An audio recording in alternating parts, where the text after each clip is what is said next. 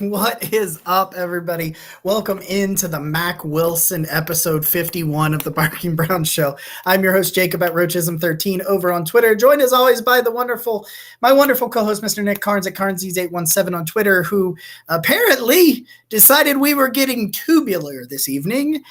Nick, how are we doing? I wasn't thrilled about the idea of paying up this bet, and now that we're here, I don't know. Should I keep this? Maybe. I don't know. It's kind of fun, Jacob. So I have you to thank, really, Jacob, for being, so good at picking. Well, I mean, we both picked playoff games pretty well, I thought. Yeah, we reasonably well. we tied. We tied, and so a bet is a bet, and I am happy to pay up. I didn't want to spoil it. I was going to post like a before and after picture, right? But I didn't want to spoil it. That wouldn't be any fun, right? So I think I'm going to end up, rocking the same Jacob shaved head look. But for now, we're having some fun. For those of you that are audio only, you might want to go onto the Twitch or somewhere else and check it out because Nick is rocking a very, very nice and very tall mohawk. Guys, we are presented by the Faithful Dog Network. If you are checking us out on Twitch, we are very, very much appreciated. We are on our march to Twitch affiliate. That is coming so soon.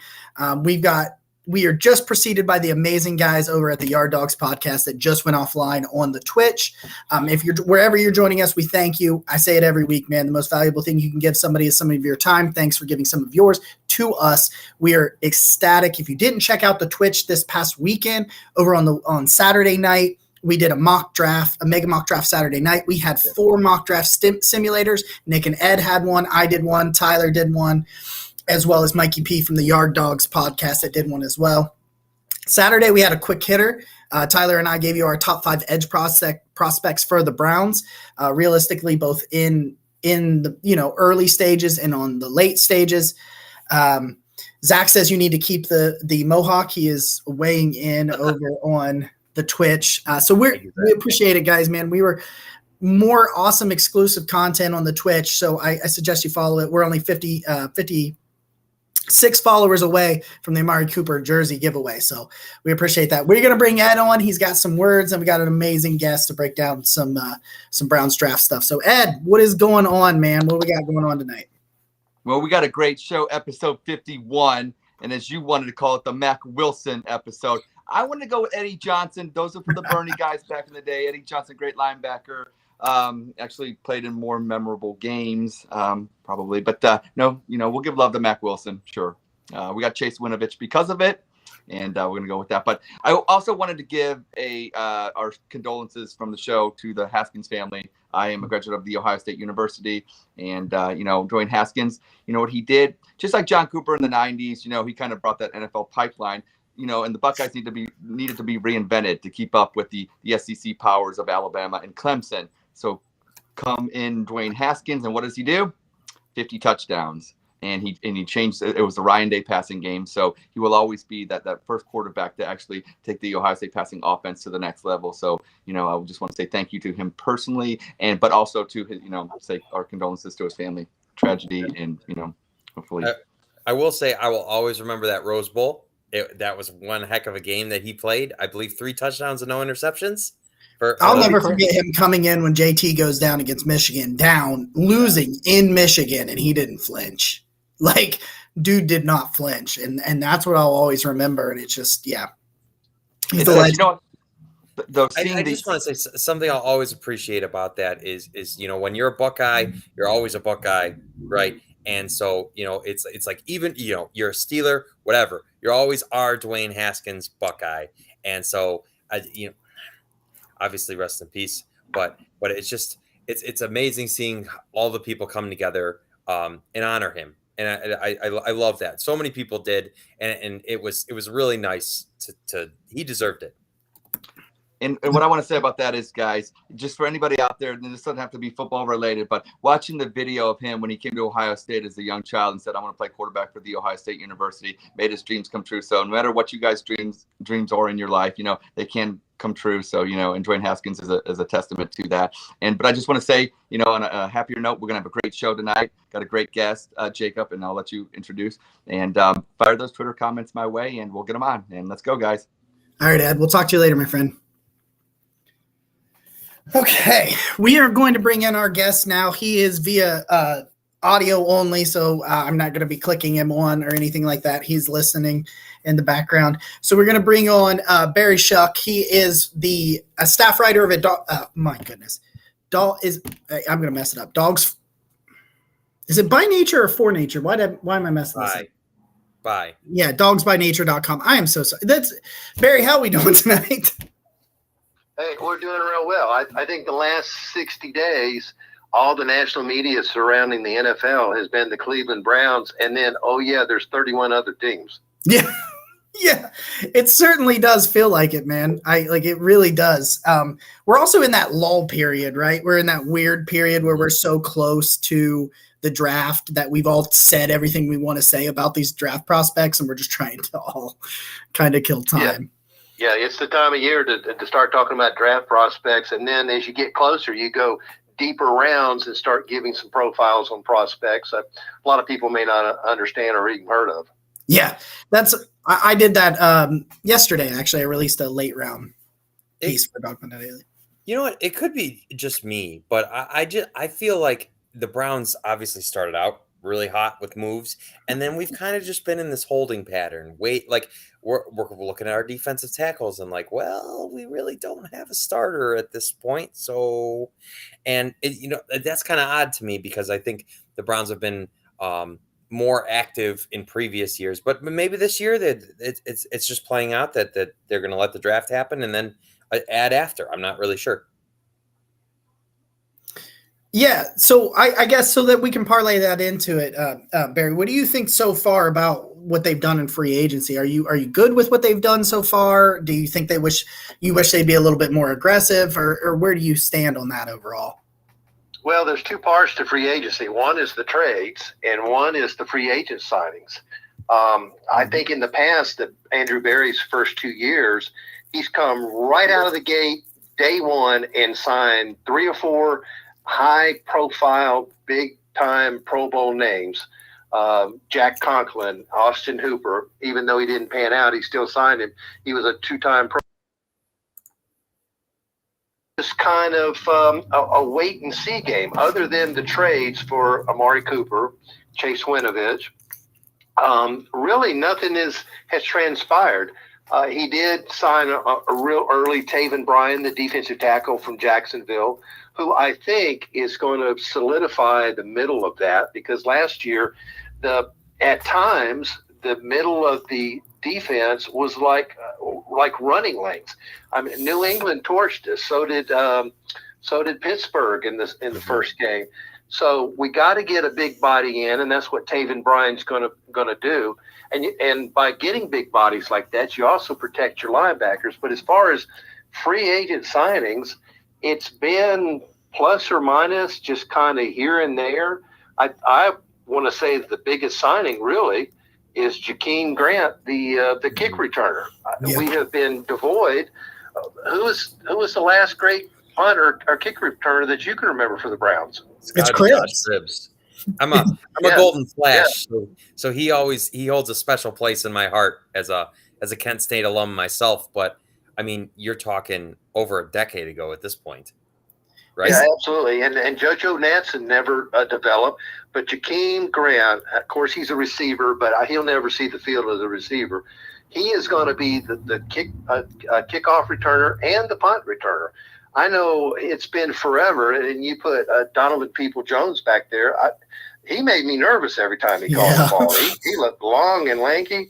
They tried to get Dearness Johnson involved or Demetric Felton.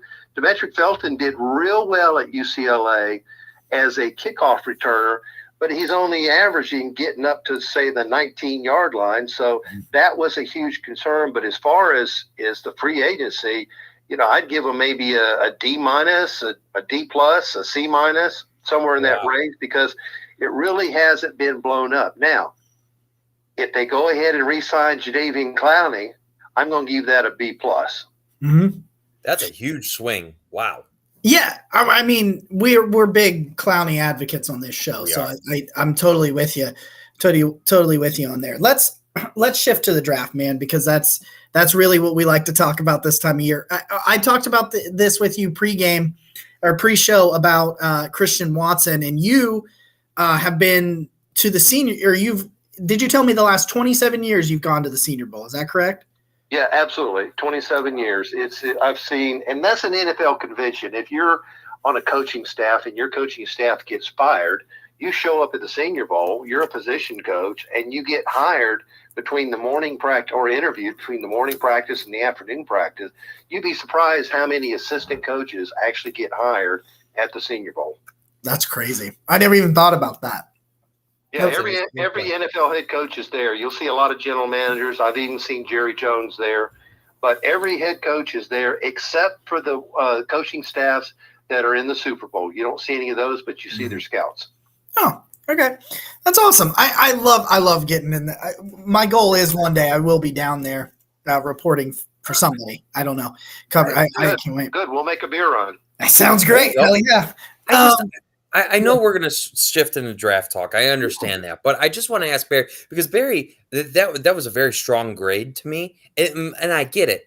But aside from Jadeveon Clowney, Barry, I just want to ask you before we switch into draft: is there any remaining free agent that the Browns could sign that would significantly change how you feel their free agency has been? Yeah, I would say defensive tackle Akeem Hicks from Chicago. He's 6'4", 335 pounds. Like I said before, the middle of the defensive line, we never really got anybody in there. We thought Malik Jackson was going to be that guy, and he was plus or minus. We thought Jordan Elliott was going to be the heir apparent. He sputtered. Tommy Tagai didn't get any snaps until game 10. So we never really plugged that middle. And by plugging the middle, you put Hicks in there, you're not going to move him. He's 335 pounds, and he's very busy in the middle of the defensive line, just like he was at an all-you-can-eat buffet. He's extremely strong, and you aren't going to move him with just one man. So you got to have somebody in the run stoppage game up the gut. You've already got Taven signed. You've got some holdovers like Tagai and Jordan Elliott. And now if you bring in Hicks, that'll solve him. Now, there's a problem with Hicks. And there's a problem because the Cleveland Browns are an analytics team. And analytics say pay wide receiver one, pay the quarterback, pay both offensive tackles, and pay a rushing stud at defensive end. Mm-hmm. It does not say pay defensive tackles. That's why Sheldon Richardson left. I thought Richardson was a great run stuffer, but he was making $12 million a year. What analytics say is don't pay linebackers, don't play safeties, don't play defensive tackles. Pay your defensive tackles $3 to $4 million. Well, Hicks is looking for a 2-year deal for about $17 million. And that in itself may be too much for Barry to digest. And a guy is not going to go from $8-9 million to $3.5 million in 1 year, in my opinion. Yeah. It doesn't really make a lot of sense to take that kind of pay cut. I wonder if like maybe you can get him with some void years, if maybe you can make it work with the roster bonuses and things like that, because Hicks is my number one too. Yeah. Excuse me. Outside of Jadeveon Clowney, obviously, because we on this show, man, we were high on Jadeveon Clowney last year, even before he got out there, man. We loved that. That's been my number one priority all off season is to find a way to get him back in there. Thursday is the 1 year anniversary of Jadeveon Clowney picking the Browns and signing here. So now understand Clowney works on his own schedule. Yeah. So I mean, I'm sure he could wait longer, but it would be really cool if a year to the day that he picked the Browns, he picks them again. I have no idea if that's anything legitimate. I'm just saying we're a while into this process now, and Jadeveon Clowney pretty clearly sticks out above a lot of the remaining free agents to me. Now I'll tell you another free agent I wish that they would go after is offensive tackle Darrell Williams from Buffalo. He'll be 30 when the year starts. Here's what I see as a problem with the Browns. Mm-hmm. As long as the starting five, the Browns are made to run. They're set up to run. They're going to run the ball. They got 3 good backs. Everybody up front was drafted or signed because they're great run blockers. All of them are middle of the road, decent, subpar pass blockers, but they're all good run blockers. Now, if you take one of them out, like last year when Jack Conklin went down, and you put in Blake Hance, now you've got a problem. Then Jedrick Wills goes down, and he comes out, and then Nick Harris has to come in and play guard, and then the guard has to go out and play tackle. Now you've got issues, and that's a big part about why the offense sputtered last year. Chris Hubbard got hurt, so he wasn't available. That was the plan for him to be the swing tackle. But Blake Hance is not the answer. James Hudson was raw. He may be the answer at a few years. If you bring in somebody like Darrell Williams, who has already been a starter, he's 6'6", 330 pounds. He has been in the league 7 years. He started all 17 games last year. He started 16 games the year before, and he missed 4 games 3 years ago. So he's very durable. So you got a guy sitting on the bench that when, not if, when Hubbard goes down, and when, not if, Wills goes down, you've got a guy that you can plug and play. I like to say a lot that the Browns didn't have the most injuries in the NFL, but they had some of the most significant injuries in the NFL because the positions that were hit were so important. Okay, yeah, that's exactly true. So I was going to ask you about a specific player down at the Senior Bowl as we kind of shift around, and I agree with you. You can never have too many offensive linemen. You can never have too many corners, and that's why I say draft one every year. One of each. Give me a tackle or a guard and a corner each year. I don't care if it's the 7th round. Let's get guys in there that you can slide through there. I will say I did like what Hudson did towards the end of the year compared to where he was at the beginning. It did feel like he took some steps forward. So at least that's promising. But yeah, no, I don't really want to be in that same situation where you're looking at, that kind of. You get what I'm saying. You're looking at that kind of situation where you're looking at your 4th and 5th tackle out there. I would like better depth in that situation potentially. Because there's no doubt that of some of the sacks Baker Mayfield took last year were on him, but there were some where he didn't even have a chance. Yeah. Yeah, absolutely. Especially on a lot of the 4th downs that they went on. How many times did we get down to the 32 of the opposition and run a 4th and 3, a 4th and 8, which, by the way, I hate. I would rather go for points because at the end of the game, whoever has the most points is still the winner. Mm-hmm. But I hate going for 4th down on like that. But how many times do we see Baker go for it on 4th and get sacked? It was like jailbreak. Yeah, they would just bring the house, because they knew where the line was at that point in time. I was trying not to, I thought I had to sneeze.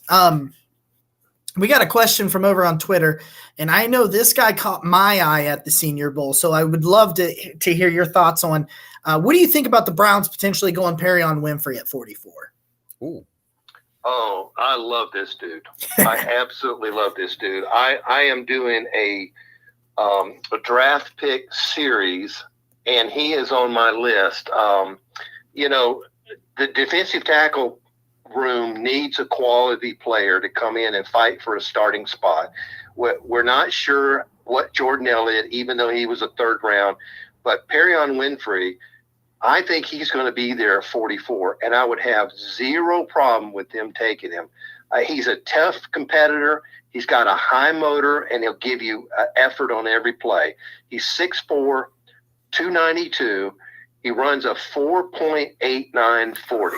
And really, that's all you really want from him. His career sacks are 15.5, and he's got 46 and a half career tackles for loss. That's a lot for a 3-year player. He started 2.5 years. They own the 44th pick in round 2, and Winfrey's ranked right now at number 47. The Browns are in need of a good run-stopping defensive tackle, and if they don't get something like Hicks, Winfrey's going to be young.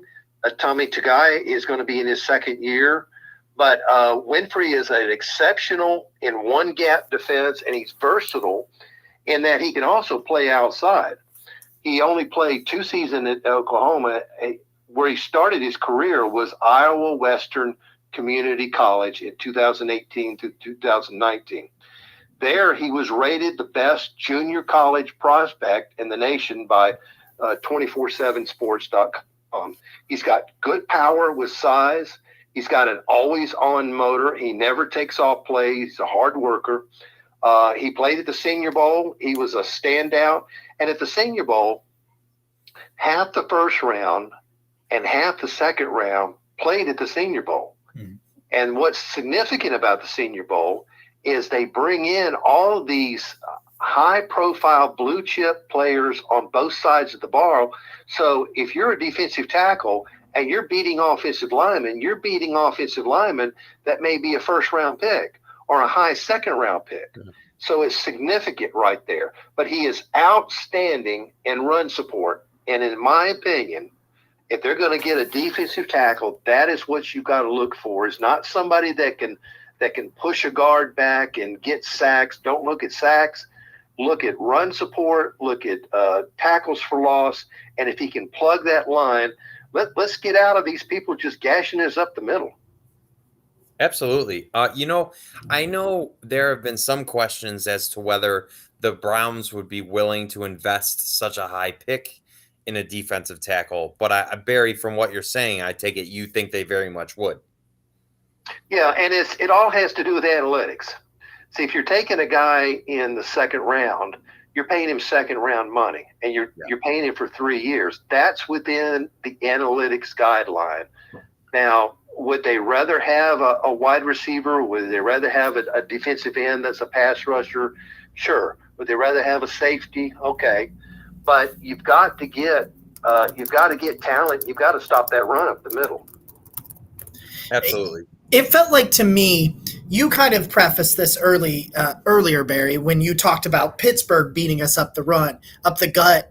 Pittsburgh was one of, if not the worst running team in the NFL, except for when they ran it at the Browns defensive tackles twice last year. Like you said, everything you said, the data, the film, you can go, hey, this is what Barry's talking about. You see this shit? Yeah. Let's fix it. In fact, when we played them the second time, when we needed to win, they were the 31st ranked run defense. I do a column after every game called Brownies and Frownies. And I write about who played well and give them a brownie, who didn't play well, and it's a frownie. And the first thing I said is we ran in the first quarter and then we abandoned it. We're playing the 31st worst run defense. Why? Mm-hmm. Why are we got all these big bodies? We got all these people up front. We finally taught David Njoku how to block, and you got all these people blocking, and we're not running the ball. Why? And I just don't understand that. But Najee Harris, he just tore us up. I think he got like 152 yards. He sealed that game. The Browns had a shot to come back into that, and they were like, let's just give it to Najee Harris. They were not running different plays. They're like, we're just going to give it to him. He's just going to run it up the middle, and we're going to win this football game, and the Browns couldn't do anything about it. That was probably the greatest mystery to me. I just want to say, like, you would watch the Steelers and Ravens play, right? Because those were high-profile games throughout the year. Sure. And the Ravens were running all over the Steelers, and they were not letting Pittsburgh run the ball. And you would watch, pick any matchup, right? You would watch these teams that were really bad against the run get gashed because they're bad against the run. And then you would watch these teams that are bad at running the ball have no success. And then they play the Browns, and all of a sudden everything's flipped on its head, right? They run on the Browns all day, and the Browns cannot save the, like, it was the Twilight Zone. I watched Pittsburgh get absolutely demolished by like the fourth string running back of Baltimore, and Nick Chubb is finding 2 yards a carry to run against the same team. It was I'm getting frustrated talking about it. I'm sure I don't know why you're getting yourself. Let's shift away from that, Nick. I'm sorry. I just let's go back to the draft so that you don't turn that mohawk into a flame, something like that. Barry, we talked about this guy as well. I got a couple of questions coming in from the chatters. After I want to lay this one on you real quick, then we'll get in to some of these questions here. I like him a lot, man. He caught my eye at the Senior Bowl, and you were down there. So, what do you think about Christian Watson? Christian Watson, I really didn't know much about him until the Senior Bowl. I knew that he was a real tall guy, and he doesn't have a whole lot of meat on him. He looks like a basketball player. He looks like a forward, not a power forward, but he just looks like a basketball player. He's 6'5", 211. But when the first day on Monday, what they do is they do a weigh-in, and they bring everybody out in just a pair of boxers, and they measure everything. And after that, a lot of college scouting guides will list a guy as 6'6", 235 when he's really 6'5", 211. Yeah. So there's no cheating on that.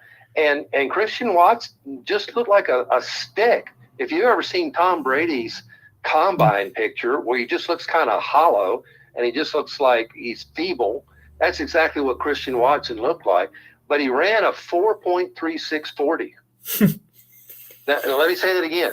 He ran a 4.3640, and he's 6'5". Yeah.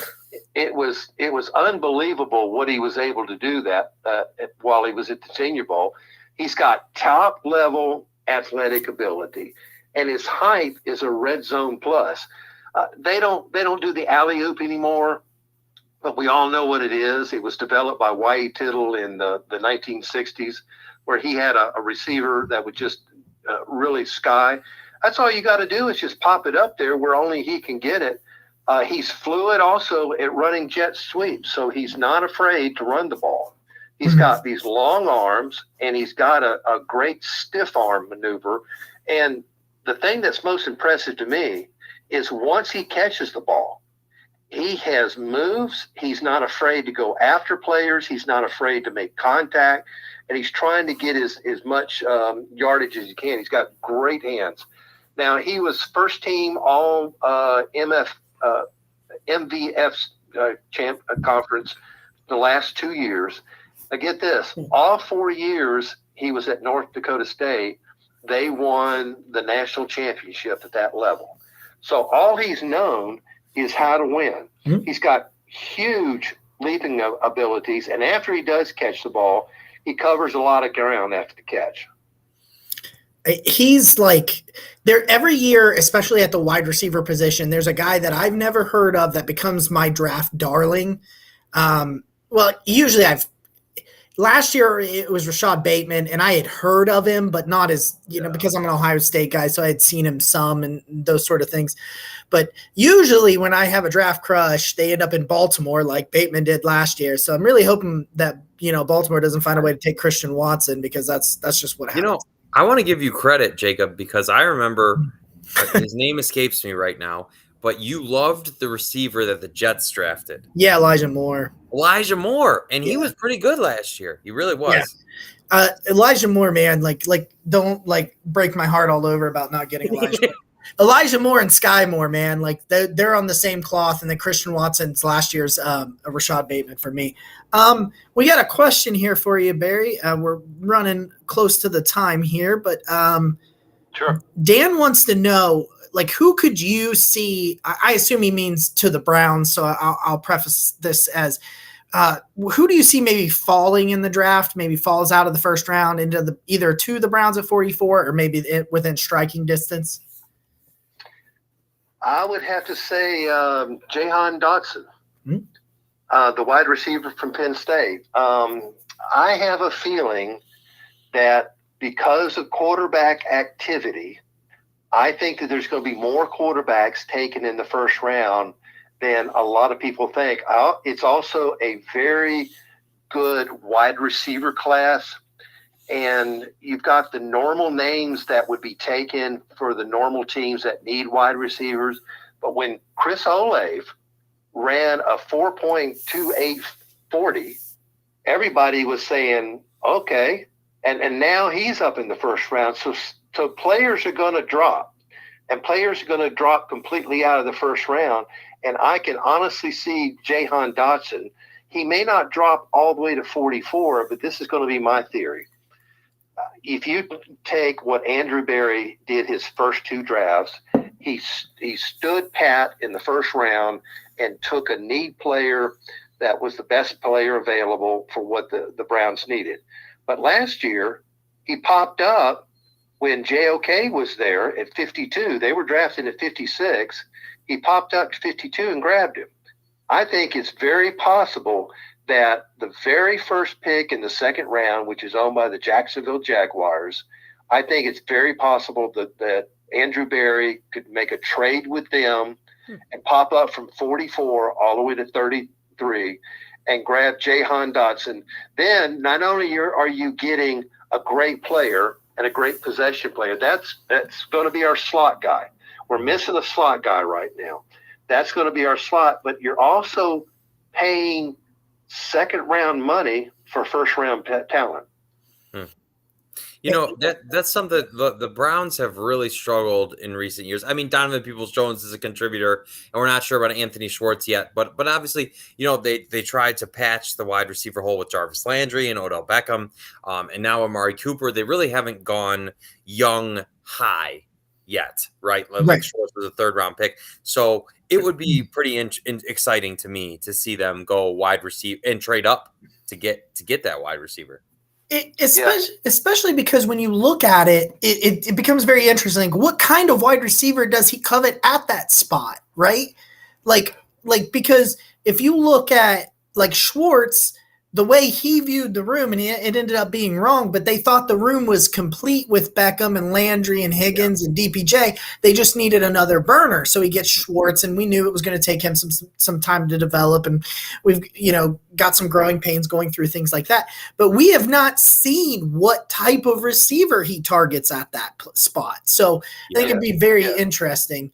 And I'll tell you another player that could drop like that is Treylon Burks of Arkansas. Mm-hmm. And the only reason I say that, I have seen a lot of mock drafts, and some people have him ranked the second best receiver. Some have him ranked the fifth. But I think what made him drop is at the combine, he ran a 4.5540. Mm-hmm. And everybody said, oh, I don't know about him. I think he could drop. Now, he's not going to drop all the way to 44, but he could drop into the top part of the second round. He's 6'2", 225 pounds, so he's not a little dude. Mm-hmm. But I think Barry could trade up for the value pick just like he did last year when he got JOK. Burks last year had 66 receptions for 1,104 yards and 11 touchdowns. He's an amazing playmaker, and he's just a dangerous point producer. He's tough, he's physical, and he's like Watson. He's dangerous after the catch. So I could see if either one of those are available, Barry could jump up into the early part of the second round and not stand pat at 44. I like it. All right, Barry, I got one more question for you. We'll let you go. Sure. Is cereal soup? Cereal or soup? Is cereal soup? It's cereal soup. It's breakfast soup. Yeah. Don't bias the guy. Let him answer. Yeah, I love chunky soup, and I love she crab soup. I definitely wouldn't, and both of those are made out of milk. And I've eaten both of them for breakfast. I mean, we're dudes. We eat whatever's in the refrigerator for breakfast, whether it's breakfast time or not. How many times you made bacon and eggs for supper? Oh yeah.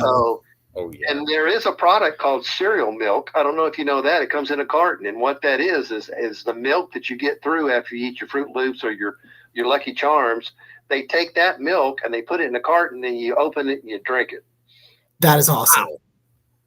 Oh, that's awesome. Well, We really appreciate your time tonight, man. Yeah. Before we let you off of here, can you let everybody know where they can find you and your work?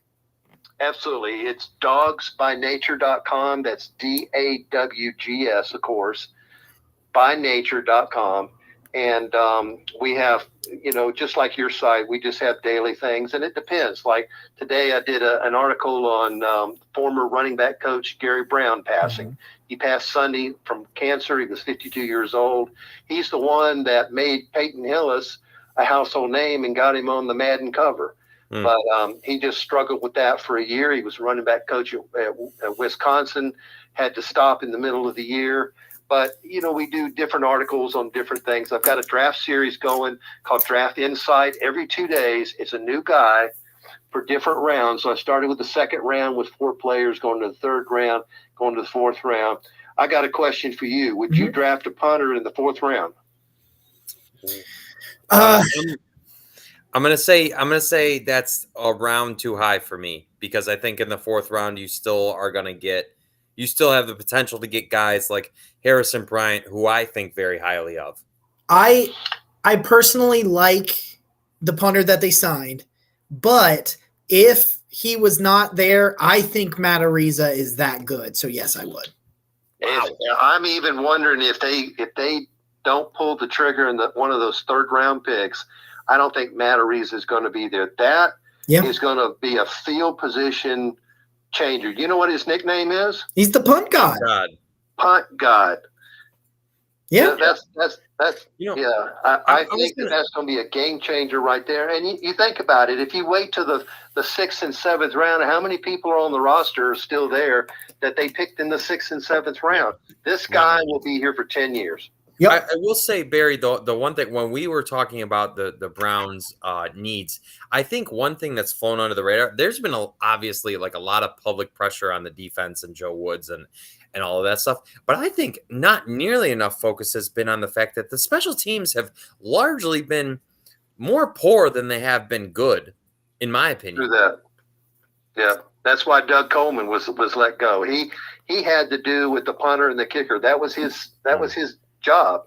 And Chase McLaughlin was great, and then he was 11 for 12, and all of a sudden every game he missed a kick. And of course, we know what happened with the Scottish Hammer. He was in the lower third all year long.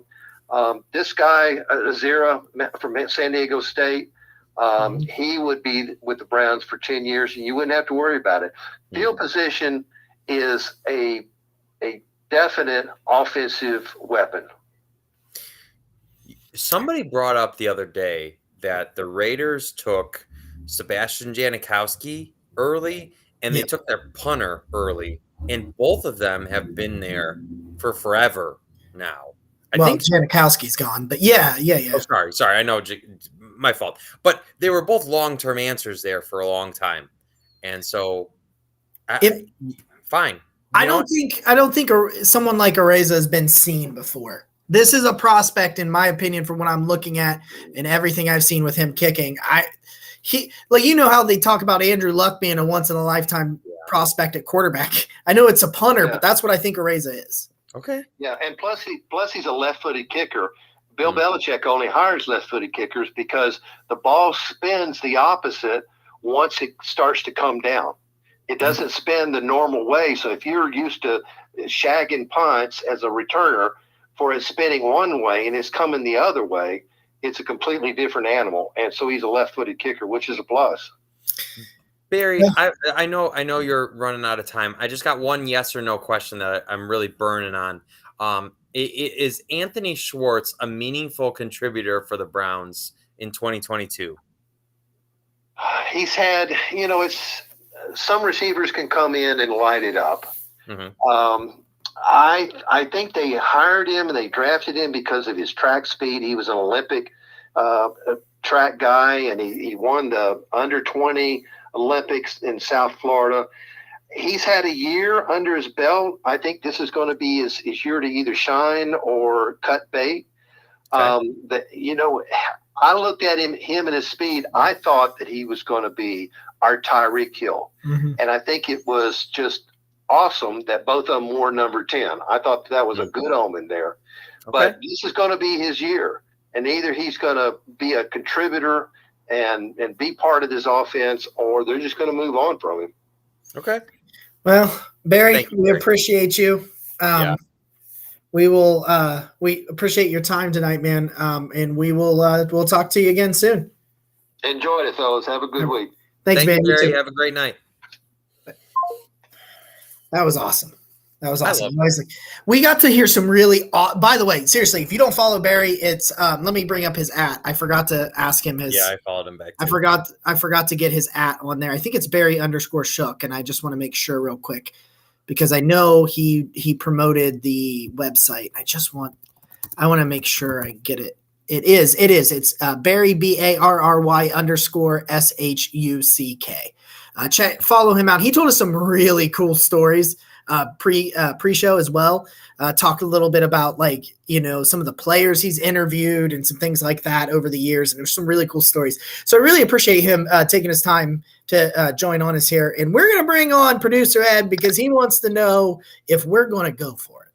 That's correct. I also want to give a shout out to Mitchell Metz, who's been in the chat with me, asking questions, and want to appreciate that because I started there as well, and I'm here now. So Mitch, Mitch asked me a question earlier via DM. I told him we would answer it. That answer, Mitch, is coming up soon.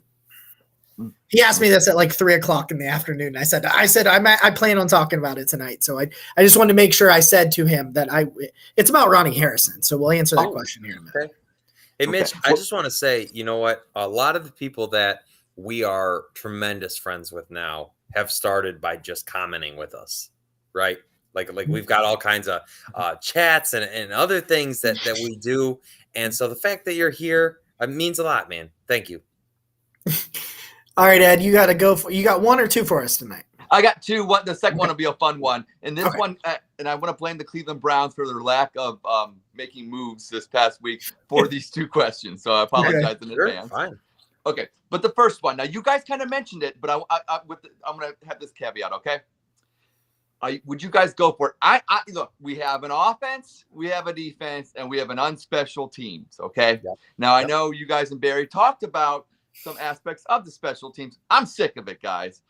I think now that we got a franchise quarterback that puts us on the upper echelon with Buffalo, Kansas City, and the Chargers and everybody, what's going to separate these games? Special teams, right? Mm-hmm. Well, most of the times the special teams has to do with kickers, a punter, and a place kicker. Guys, I want to go for it. When the Browns leave this draft in 2022, would you guys go for it? I don't care what round. I don't care how they do it. I want a kicker and I want a punter. I don't need two guys that'll just be backups that won't make the team anyways, because if you draft a kicker and a punter, they're probably going to make the team. And if you have great special teams, they're actually contributing. So I never understood that whole, adage of not, drafting kickers. So guys, would you go for it? I want a punter and a kicker. I think you're set on punter. I think you're looking at a dude that was an all-pro 2 years ago at punting. So I'm fine with keeping, I can't say his name. I'm going to call him Boj. I'm fine with doing that. It was a 2-year deal, so it seems like it's a starter. He will have competition. Yes, I think there will be some kind of competition in there. So I'm going to go for it. Yes, I'm taking a kicker. I'm taking a kicker 100%. McLaughlin is there. It's like you said, Ed, it's interesting because you have multiple sevens.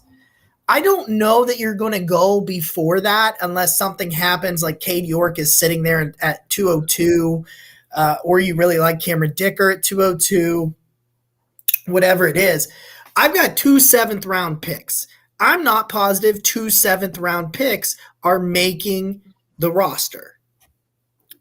Yeah, man. Like I said, I originally wanted a punter and a kicker. You guys know this. You know how big and hard I was for punt god. I know Nick's got something with the Cavs going on. I have no idea what's going on. No, it's horns up. Oh, he's horns up in it. Okay. I didn't know what he was doing here. I was very confused. But yeah, no, I want a kicker in the draft. That would be great. I don't think they go punter just solely based on the free agency. I'm having a little fun. Gonna get me in trouble. I man. Well, wish I'm just really stupid, and it went right over my head. Like, I wish Baker Mayfield the best, but like if they draft Cameron Dicker and he's from Texas, I'm gonna have a little bit of fun with that. Phil Dawson also went to Texas, so all you Did he Cleveland really? fans yeah, out I'm there- good with. That's why I'm good with Dicker is because Phil Dawson. So Ed, I don't think they would have signed this punter whose name I can also not say. Sorry about that. If he wasn't going to be an answer, but yeah, you know what? Evan McPherson, you have shown me the light. I want a kicker, and you know what? Even nobody talks about it very often, but Zane Gonzalez is like a reasonable kicker in the NFL, is he not? Right? Yes. The Browns drafted him. Right? Yeah, They he's still have Zane Gonzalez so yeah, draft me a kicker. I want a kicker. Right? Your special teams can't let you down.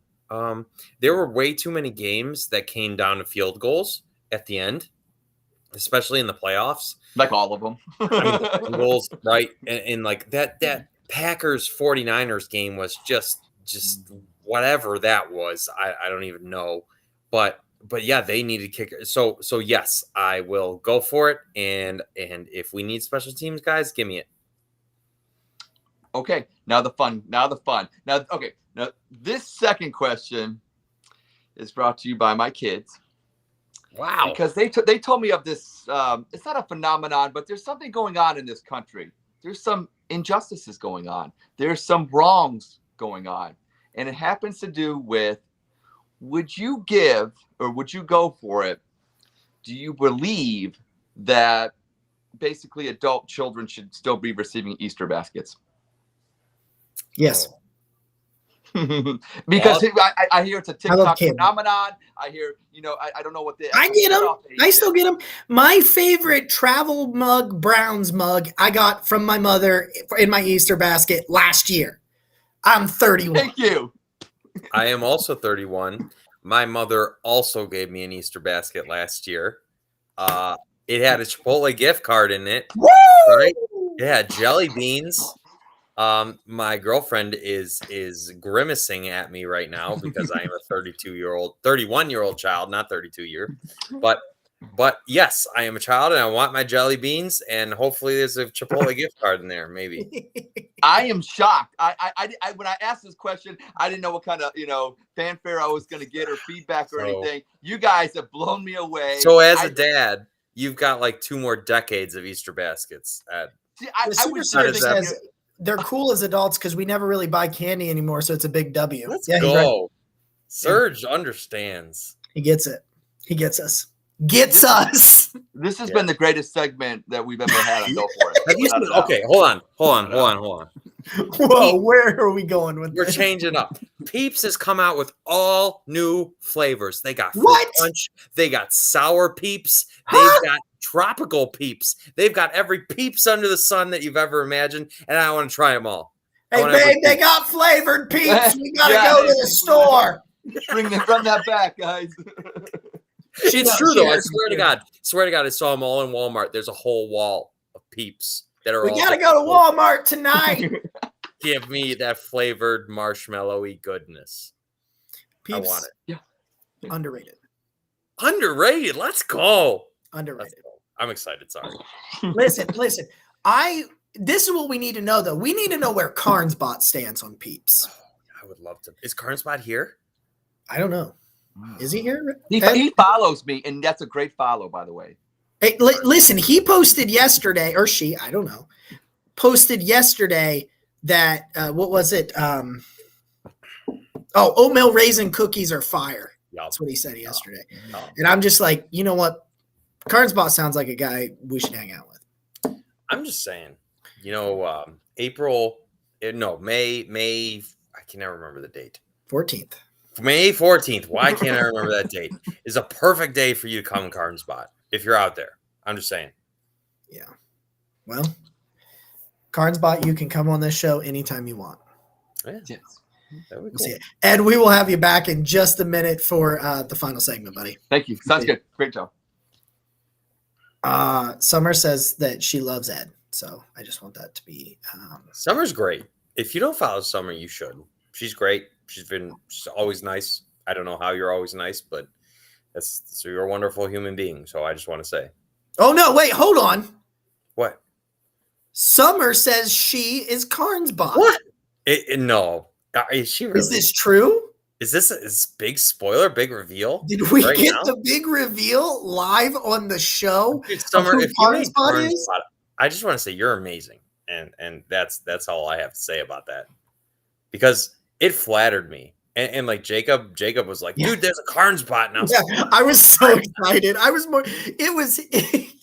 It's an like it's cool to have somebody like doing some sort of parody of you, and the fact and like I got even more excited than Nick. I was like, "There's a Karn." You have good friends in your life when they're that excited for you as Jacob was, and so Jacob, you're a good friend, Jacob. You're a good. I appreciate that. I got really excited. Super Surge is wondering if Karn's bot was here, but then Summer told us that she's Karn's bot. I don't know. That is great. Wow. I see our friends. It's either Christian or Manny. No, down with the Browns, right? Down with the Browns. Yep. Yeah, down with the Browns. Dude, shout out to you guys. Your show was awesome the other day. I love it. Monday. And spoiler alert, they invited me to join them on Monday. I believe as long as my work schedule allows me to, I would love to. So you guys do a great show. Dude, Christian, if you've never heard Christian speak, you're beautiful speaking voice. We love you too, Summer. KFC, KFC in the house. Yeah, I love that he's Kentucky Fried Christian. Every time I see him on Twitter, first I have a giggle and then I read what he says. I'm like, and I move on. I will say, Pat, you say we get Easter Basics, but we don't know why this Friday is Good Friday. 100% know why this Friday is Good Friday, and I will be at the sunrise service at my church on. The sunrise service is on Sunday. On Friday. Oh. No, the sunrise service is on Friday or on Sunday, but there is a Good Friday service Friday night. I went to a Good Friday. I always get them mixed up. Which one's the sunrise and which one's just the evening one? I went to a Good Friday service one time when I was younger. And it was like a 3-hour service. Yeah, our pastor said that this weekend service is going to be like the whole thing is going to be like you get to experience like Jesus's final days. Like it's going to be like this interactive. Wow. I'm like really intrigued by it. I'm like really intrigued. I'm good for you, man. I'm very excited to see what's going on there. All right, guys, we got like a few things we want to hit you guys with real quick before we get off here. Mitch asked me earlier about Ronnie Harrison. I did want to talk about Ronnie Harrison being the one move that we have made in the last week. So we do want to talk about that. This was a move that I think when it happened, I was shocked because I was pretty sure he was gone. I wanted an upgrade. I think he wanted a change of scenery. You know what I mean? Like it felt like everybody was like, yeah, we're good. Yeah, you know, and I don't know, the market just didn't play out. He's officially signed now, so hopefully Jack Duffin said he believes he should be able to get the contract details tomorrow. I would expect it to be kind of a league minimum situation where Ronnie Harrison still had a 77 grading in the run. Yeah. He's fine as a run defender. He was just awful in coverage last year after being pretty good the year before. You're looking at a situation where there was a lot of bad penalties on him. The one, obviously he started the year out. Yeah. The ejection at the beginning of the year was rough. This was a move where we were talking in the network group chat and Tyler Johnson and I were like, right. I think we're in the exact same situation when it comes to this. I don't hate it and I don't love it. He re-signs and I went, okay. You know what? The first time I've ever had a source in my life. First time. Yeah. I know for a fact that there was a prominent free agent safety that was interested in joining the Browns. And he reached out to them and they did not reciprocate. But so that tells me, like Barry said, right? They're not, which clashes with paying John Johnson, right? But I guess you're not going to pay two safeties. John Johnson's money, though, the way they structured that, you got to remember what John Johnson does. He also plays dime backer. Like True, he's in the true. box just like Ronnie Harrison. So like Good point. he plays all over. It's the versatility. So you're paying one guy to be able to do multiple different things. So that's where you get that. Yeah. You know what? And I never gave Andrew Barry his credit on that, but what he traded a 5th round pick to get Ronnie Harrison, and that 5th round pick has turned into 3 years now, right? He was with the Browns for 2 years. Yeah, this will be his 3rd year. Yeah. And so this will be a 3rd year. That's a great value. Listen, if you can continue to be what you are against the run and get back to some of that coverage that you were in 2020, it's a great signing. It's fine. Like it's fine. Like I don't love it. I don't hate it. What I love about it though is that I feel like this is why I feel like you're going to get a edge, and I think it's Clowney. I think you're going to get a D tackle. I don't know who it is, but I think you'll get one, and I think you'll get a wide receiver because the Browns are not going to go into the draft where they have to draft X. I agree. Have to draft a safety. You have to draft an edge because you don't have players.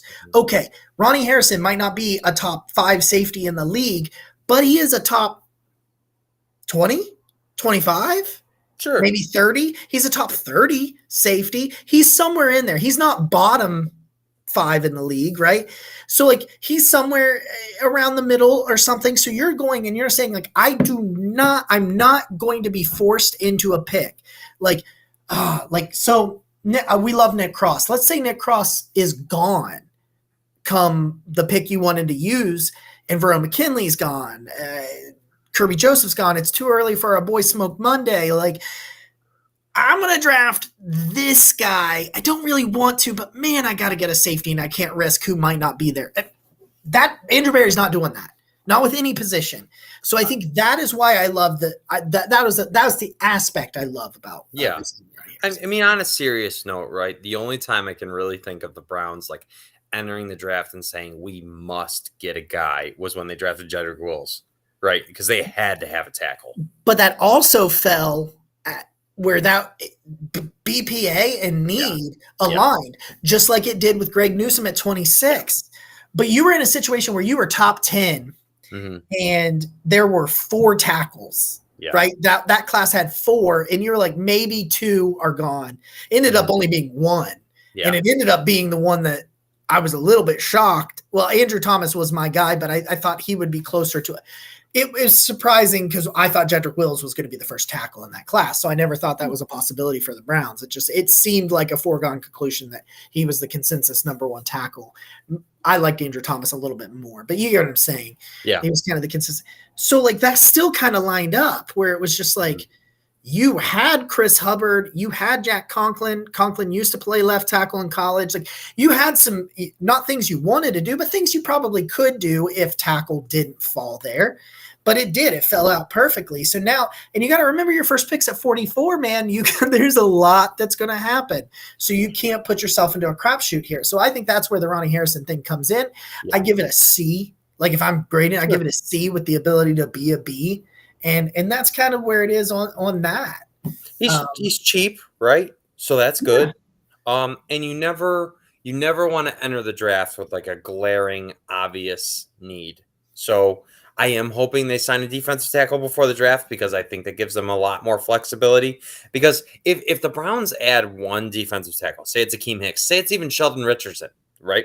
Yeah. Say it's any one of those guys, you could realistically look at the Browns at 44 and say, okay, they could do a lot of different things, right? Like there's not one need that you say, no matter what, they have to reach on this guy or they got to trade up for this guy or whatever. Like they're a pretty solid team overall, which feels really good to say. Mm-hmm. So I'm hoping that they do sign a tackle before the draft.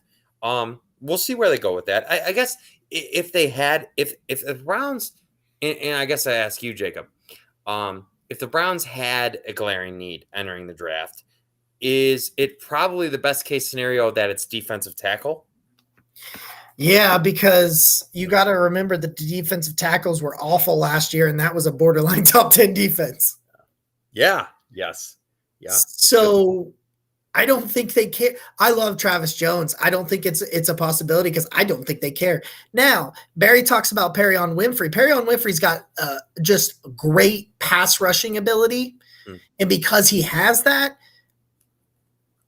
he's a possibility, but like a true blue nose, which is what they need, I don't think they take that early because I just don't think they care. Sure. Like I just don't like you're likely to see Logan Hall, who's a DT, but really he's just an edge that can play on the inside. Yeah, I mean, look at it. They had awful DTs. They were borderline top 10 defense. Make everything else around them better, and then they don't care. Yeah. Like they don't care. But yes, if they're going to go in with a glaring need, it's going to be a position that they just don't care about. So yeah, it's a glaring need, but is it? It's like the Yes, it is. But to them, least is it? important glaring need? Yeah, If that makes right. sense. Not an important one. Yeah, just Yeah. a glaring need. Like it's not going to be a glaring need at wide receiver. It's not going to be Yeah. a glaring need at edge. Because even if it's not Clowney, you sign, Jerry Hughes or whoever you want to sign, and you put him in there just so that there is something there so that you can do it. Mm. And we are going to bring Ed back on because I know Nick's nuances are coming up. I know he's got something to wrap up the show with a nice bow here. You know what? I just want to leave people with this, right? Because every time I mention Nick Chubb, I love tweeting about Nick Chubb. This is a Nick Chubb show, right? We all love Nick Chubb here. Who doesn't love Nick Chubb? But everybody, there's this narrative, and it's very similar to the Amari. Like, I was listening to the radio today, and they were saying, well, if Amari Cooper can stay healthy, right? And I'm like, Jacob literally told me, the last time I said that, Jacob was like, he's missed one game in the last 3 years. And obviously that narrative is still prevalent, even with professionals who do this on the radio every day. And there's this narrative with Nick Chubb that and even Barry, and I respect Barry, but even Barry said, they went away from Nick Chubb. And so I want to point out that Nick Chubb overall had his second most carries of his career with Kevin Stefanski last year. Yeah. And that was in a year in which he was facing stacked boxes all the time because they knew that the quarterback was injured and he was not going to beat them, right? So the defenses were allowed to key on Nick Chubb, and he still had his second most carries of his career. So I just want to say, before you rush to say that Kevin Stefanski's offense doesn't emphasize the run enough, or doesn't emphasize Nick Chubb enough, or doesn't utilize him enough, keep in mind, in perspective, right, the second most time Nick Chubb has ever been used is under Kevin Stefanski last year. So I know it's a really quick, really concise nuances, but it's important to keep in mind and to look at that before saying, and the Browns, Nick Chubb finished second in the NFL in rushing. The Browns finished fourth overall in rushing yards per game. The running attack was not a problem, right? I would not say it was underutilized, and you guys could certainly debate that. But I think you will see a far better offense overall once defenses can't just stack the box and say, okay, we're going to beat you, right? So it's an important little nuance to know, because Kevin Stefanski took a lot of heat, and I think he unfairly took a lot of heat for having an injured quarterback that defenses just knew, you're not going to beat us. Yeah. Nick, you're not going to beat us. I'm going to say my prayers, eat my vitamin, take my vitamins, and I'm going to, rehearse what you just said, because everybody needs, as a Browns fan, needs to remember that about Kevin Stefanski and about what Nick Chubb brings us, because that's what we all need as Browns fans. Nick, thank you for that nuance. Catch me on the Dog Chuck tomorrow, 10 p.m. with Roger, Ross, and Andy. And I got to give a shout out to Mitchell, because he says that if he didn't get an Easter basket and he's 25, children's services would be called, and we don't want that. We don't want that. We had a lot of fun today. That is the perfect spot to end this show. And with that, Jacob, you got anything else? I do not. With that, I don't even know where the time went. I never know where it goes. Time flies when you're having fun. So thank you to you guys. Thank you to Barry. Thank you to Jacob wearing Zabo apparel, the wonderful provider of our Patreon support free shirt giveaway every month. Zabo's great. All of you Patreon members, right? I know you're all listening because you are wonderful. We're coming up on a year of the show. Are we? Are we a year? Yeah, we're coming up in a year right after the draft. Weekend film study for the Patreon. Nick Cross, Cam Thomas, Alec Pierce this weekend. So if you have considered, right, we have a winner every month, and we're going to be drawing our next shirt winner soon. So there's still time to join our Patreon. It's just $5 a month, and you get a group chat, you get shirt giveaways, you get extra content, you get all kinds of fun stuff with us. Just consider it. in case you're interested. And before we sign off, remember, wins are not a quarterback stat. Wins are not a quarterback stat, even though I will use them in tweets sometimes and ignore that fact. When it's convenient. When it's convenient. When When it's convenient for When you. it's convenient. Anyway, I want to thank everybody for joining us today. It is amazing. And you know what? As we're coming up on the year mark, and I'm going to talk to Jacob and Ed about this, but it just puts it into perspective, you know. I would imagine that a lot of podcasts that are started don't make it to their first year, and we are rapidly coming upon it. I am incredibly thankful for the two people to the right and to the bottom here, and I'm even more thankful for everybody who takes their time. So we are presented by the Faithful Dog Network. Now, if you missed Jason Hand and Mikey before us, the Yard Dog podcast, great. The Faithful Dog podcast, also great. Tomorrow night, 8 or 8:30 on the Twitch channel, guys. We've got fun things coming for you on Twitch. We've got maybe some surprises. I don't know. Lots of fun things in store. Lots of things building. Lots of things happening. So thank you. That's all I'm trying to say. This has been episode 51, the Mac Wilson, so dubbed by Jacob, episode of the Barking Brown Show.